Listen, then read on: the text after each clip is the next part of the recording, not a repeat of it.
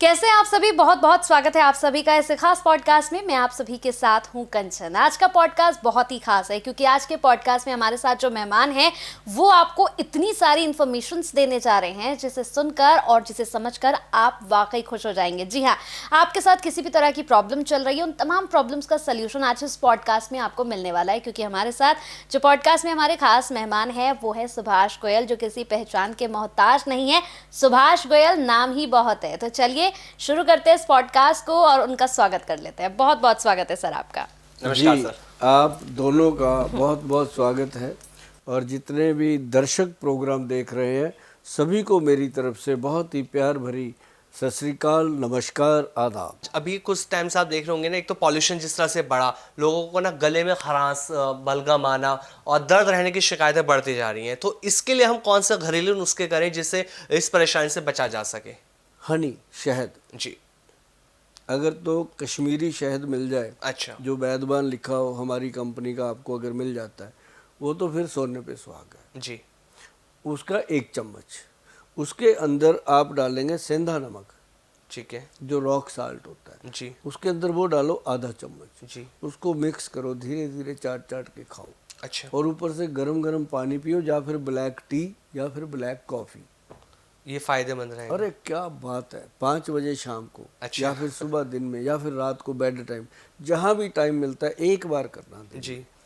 क्या कमाल है जी। रेशा आता है, नाक चलता है, खांसी हो रही है, गले में दर्द हो रहा है, गला बोला नहीं जा रहा, और आप तो सारा दिन बोलते हो, आपको तो ये चीज़ें रखनी चाहिए। और जो लोग कहते हैं मिश्री खा लो, गुड़ खा लो, मैं कहता हूँ नमक, सीधा नमक खाओ और सीधा आपकी आवाज़ निकलेगी।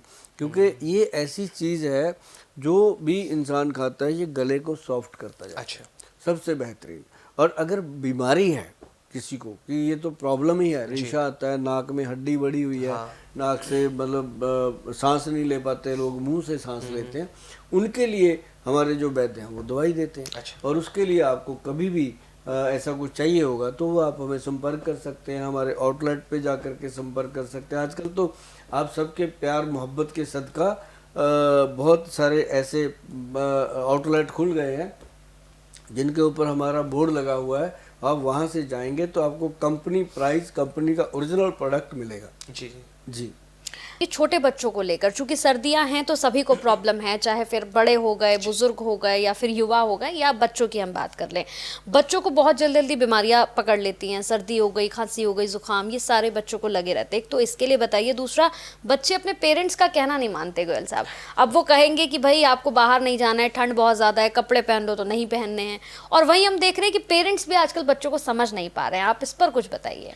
देखो, बच्चों की जो बीमारियां हैं, एक तो मैं हमेशा कहता हूं कि जितना मर्जी जोर लगा लो, आप कुछ भी उनको खिला लो, लेकिन उनको च्यवनप्राश खाने की आदत डालो। च्यवनप्राश अपने बच्चों को सर्दी सर्दी खिलाना चाहिए। दूसरा एक आता है गोल्ड प्राशन। अच्छा। जो गोल्ड प्राशन है वो एक कमाल है, उसके ऊपर वैद्यवान लिखा होगा, आप लोगे तो आपको पता चलेगा कि बच्चे की ग्रोथ में फ़र्क आ रहा है, बच्चे की डाइट में फ़र्क आ रहा है, वो खाने पीने अच्छा लगा है, क्योंकि वो उसकी गट हेल्थ को ठीक करता है। और जब बच्चे की गट हेल्थ ठीक होती है, पेट ठीक हो जाता है, तो बच्चे का ग्रोथ बढ़ना स्वाभाविक हो जाता है। हड्डियों को ताकत मिलेगी, मसल्स को ताकत मिलेगी, नर्व सिस्टम को ताकत मिलेगी, ब्रेन को ताकत मिलेगी, मतलब उनको पूरी तरह एनर्जी मिलती है। और ये एक अपने आप में बड़ा सवाल है आपका कि बच्चे माँ बाप की बात नहीं सुनते और माँ बाप बच्चों को नहीं समझ पाते। तो ये तो पहले से ही है। अब जैसे हम बच्चे थे, हमारे पेरेंट्स तो सचमुच बिल्कुल भी नहीं सुनते थे जी, है ना। तो उन दिनों में तो वो बात भी उन दिनों पे चलती है, जो एक गाना आया था, बापू सेहत के लिए तू हानिकारक है। तो ये उस समय की बात है, आज की नहीं। आज तो जरा सा बच्चा छींक मार दे, बापू लेके भागता है डॉक्टर के पास। पहले तो बच्चा छींक मारता था, बापू थप्पड़ मारता था कि कपड़े पहन ले, सर्दी हो जाएगी, है ना। तो आज का फर्क पड़ गया। तो लेकिन ये है कि बच्चे की बात है। अब बच्चे को समझाना है कि बच्चे ये नहीं खाना, तो इसका मतलब ये थोड़ी सीधा ही बोल दो नहीं खाना, होगा मैं तो खाऊंगा। हिंदुस्तान का दस्तूर है कि यहाँ पेशाब करना मना है, वही करेंगे। ससुरे वहीं करेंगे। तो मतलब ये जब बड़ों की मेंटालिटी है तो बच्चे हैं, बिल्कुल है ना। तो वो बच्चे क्या करते हैं कि उनको, अब जैसे मेरे पास आते हैं बच्चे पेरेंट्स के साथ, हाँ। शरारतें करते होते हैं। मैंने वहाँ कीरिंग रखे हुए हैं बड़े अच्छे, मैं हमेशा रखता हूँ अपने पास। तो मैंने निकालना, उसको एक दे देना, अच्छा। उसके बाद वो मेरे पास ही बैठा रहता है, जाता ही नहीं मम्मी पापा। बच्चों को तो वो चाहिए कि बच्चे का क्या होता है, बच्चे का मन होता है कोमल। बच्चे के मन को क्या समझाना, इधर से उठाना इधर लगाना, उसको कहीं ना कहीं लगा दो। उसको बोलो कि बेटा देख ये खाएगा ना, इससे तेरे को ये प्रॉब्लम हो सकती है, तू ये खा, देख मैं भी खा रहा हूँ। एक च्यवनप्राश का आधा चम्मच खुद खाओ तो बच्चा खा लेगा कि पापा खा रहे हैं तो मैं भी, मम्मी खा रही है मैं भी। तो उस तरह से बच्चे को लगाना पड़ेगा। अब जैसे छोटे बच्चे हैं, आप भी बच्चे थे, मैं भी बच्चा रहा, तो आपको वो कुछ ऐसी बातें याद होगी बचपन की जो चाचा ने बताई, मम्मी ने बताई, दादा ने बताई, दादी ने बताई, हमें अभी तक याद है।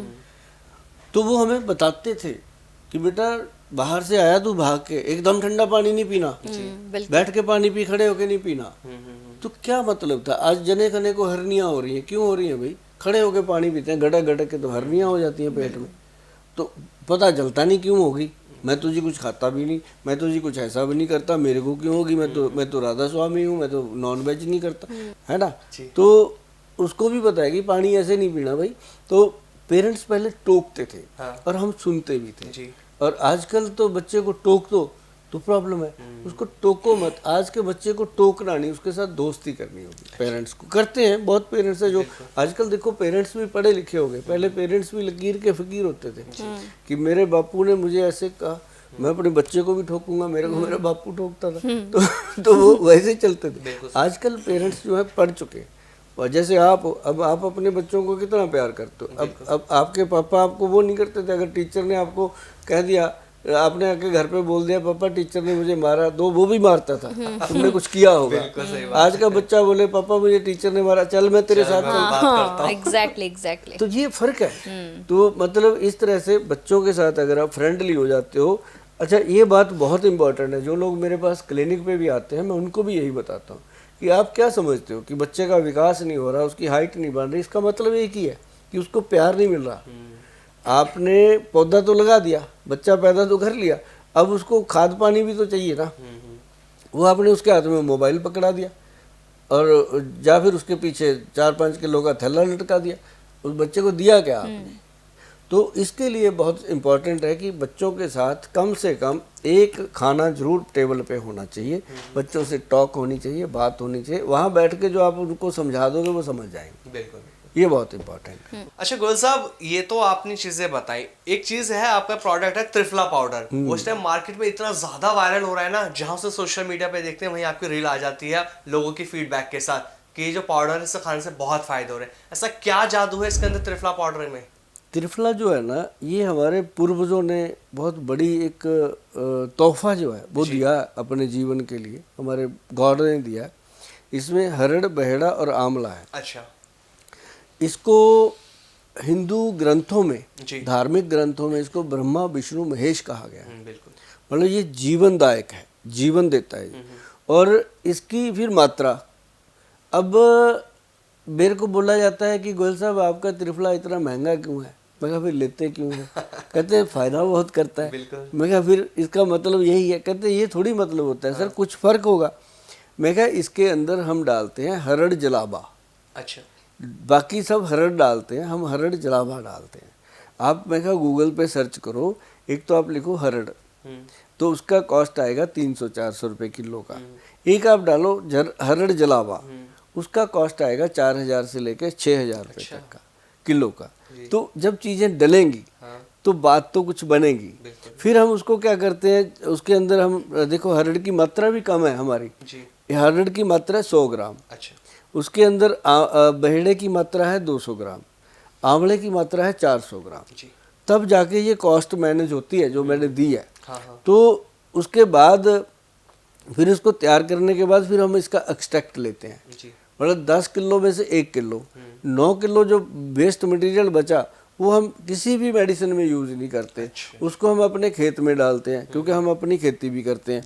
खेत में जब डालते हैं वो खाद का काम करता है। तो जो लोगों को हम खिलाते हैं वो उनके लिए अमृत बन गया, उसका नाम हमने दिया फिर त्रिफला अमृत। अच्छा। वो ऐसा त्रिफला नहीं है। जी। और लेकिन वो जब हमने बनाया तो हमने भगवान ब्रह्मा विष्णु महेश जी को हाजिर नाजिर मान के बनाया कि हम बना रहे हैं, इतना महंगा है, मार्केट में 80-90 रुपए का त्रिफला मिल रहा है, अपना ये 990 का कौन लेगा। तो भगवान से हम बातें करते करते हमने बना दिया। तो देखो जब बना दिया तो लॉन्च कर दिया। अब जिसने खाया, देखो पहले तो कुछ लोगों ने ये देख के खाया कि अगर महंगा है तो कुछ ना कुछ फायदा होगा, देखते हैं। कुछ ने मेरे पे भरोसा करके खा लिया, कुछ को पता ही नहीं होता कि ये है क्या और कितने का, उन्होंने वैसे ही ले लिया। सच में नहीं पता कई लोगों को कि ये सस्ता भी होता है, तो उन्होंने वैसे लिया कि गोयल साहब इतना ज़्यादा बोलते हैं इसके लिए तो ले लेते। तो जिसने भी इसको खाया उसने ये कहा कि यार बात तो है, दम तो है, पेट साफ, ये नहीं है कि लूज मोशन लग जाए। पेट 1 मिनट में, जो 3-3 बार टॉयलेट जाते थे सुबह सुबह, 3 बार जाने के बाद भी पेट साफ नहीं होता, क्लियर नहीं होता, उनका भी गट पूरी तरह साफ। और जब किसी का पेट साफ होता है ना जी, उसको फिर नहीं भूल जाता है वो कि मेरे कितने पैसे लगे थे। उसको 30 रुपये रोज की डोज है, 1 चम्मच, 30 चम्मच है उसके अंदर, तो कुछ भी नहीं है जी, बंदा खुश।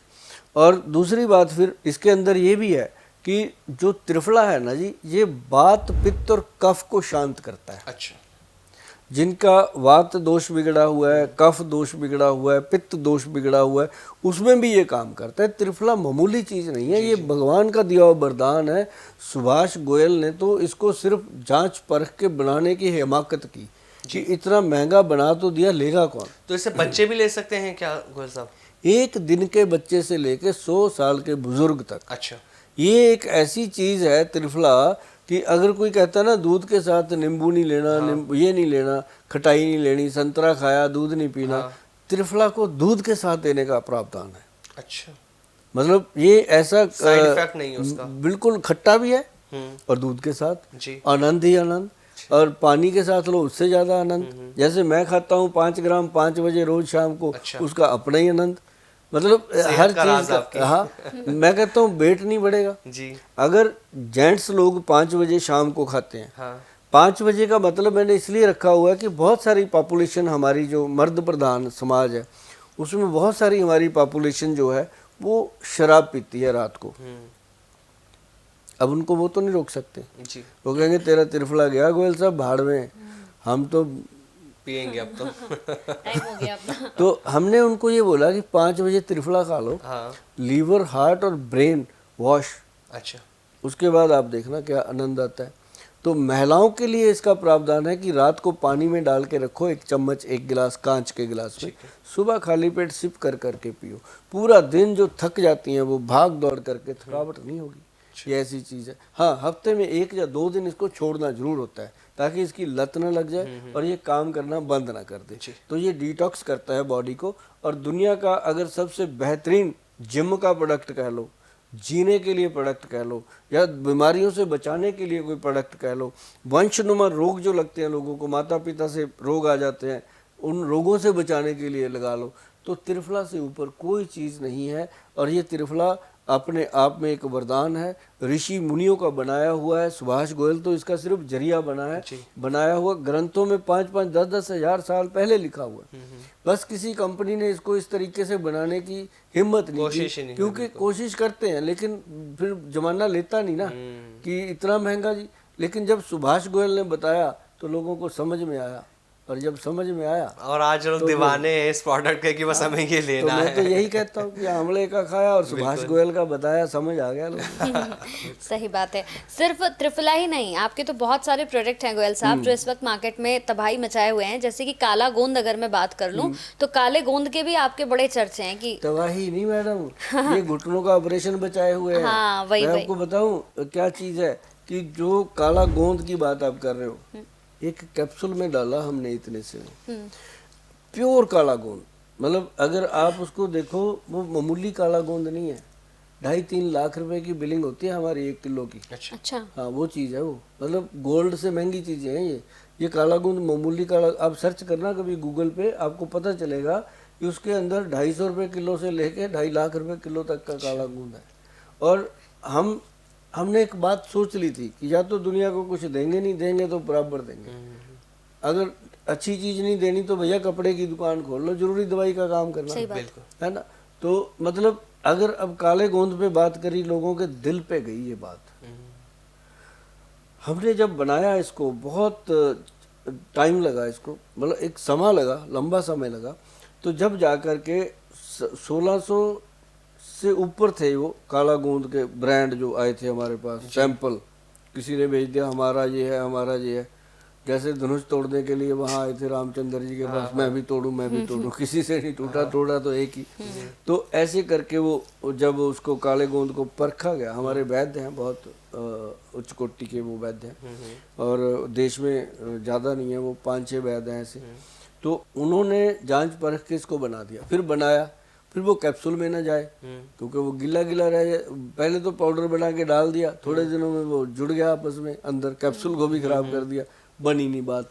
फिर उसके अंदर क्या मिलाएं, उस पे अड़ गई बात। 4-5 महीने उसमें लग गए कि क्या ऐसी चीज मिलाएं। फिर उसके अंदर मिलाया गया काले गोंद के साथ जटामांसी का, जटामांसी उसका मिश्रण।